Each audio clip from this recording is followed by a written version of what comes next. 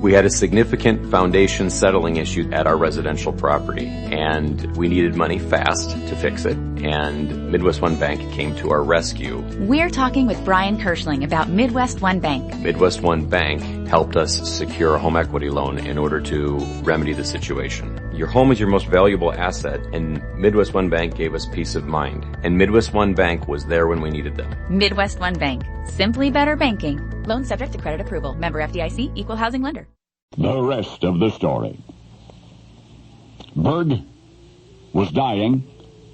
An abdominal aortic aneurysm, the doctors called it. What it meant was that at any moment a blood vessel in his gut might explode and he would bleed to death.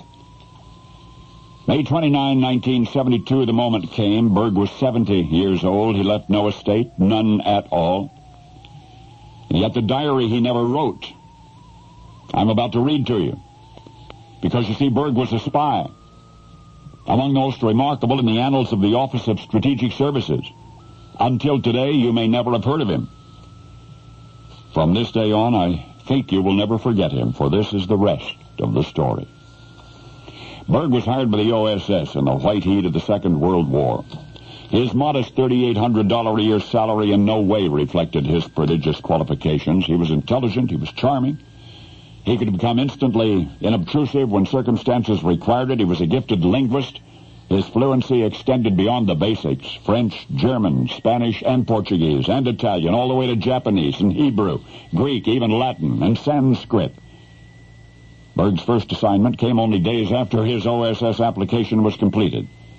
At first he worked closely with Operative William Horrigan, who had been training agents in Algiers. Horrigan needed a partner for the more delicate jobs, a bright, competent fellow he had asked to be paired with. To Horrigan's delight, Berg became that partner. Their OSS code names were Romulus and Remus.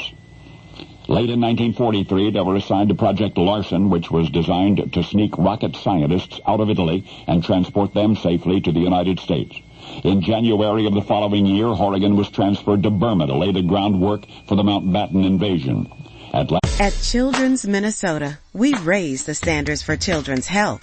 We raise them up with the most pediatric experts in Minnesota, performing life-changing operations from heart transplants to cancer treatments. We raise them up by providing care across 10 locations, treating the most kids in the entire region.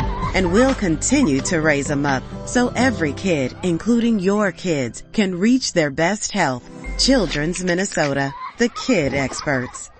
Yes, Berg was, as he was most comfortable, on his own. In possession of the most sensitive government secrets, he took extraordinary measures to protect them. Operations took him to exotic locations from Bari to Istanbul, and yet he was never completely comfortable, it was said, except in the company of OSS colleagues. And then after the war, the OSS was disbanded. Berg was offered the ultimate reward, the Medal of Freedom, but he declined. He declined. From some notes he once scrawled on the back of an envelope, we now know why.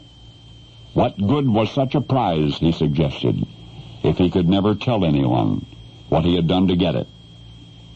And so to his dying day, Berg remained faithful to the organization that was no more. For the secrets he had learned during his years with the OSS died with him. His ashes are buried in a cemetery near Newark, New Jersey. It's even been suggested that late in 1944, Berg was assigned to assassinate a certain German physicist should he reveal dangerous A-bomb-related data in Zurich. We can only imagine all else that he did. Yet the most astonishing detail of Berg's life has nothing to do with espionage. It relates to his 17 years long professional life prior to his days and nights of cloak and dagger.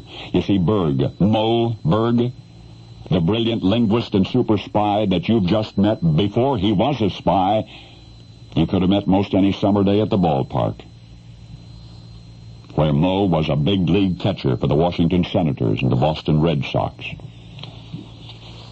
And now you know the rest of the story.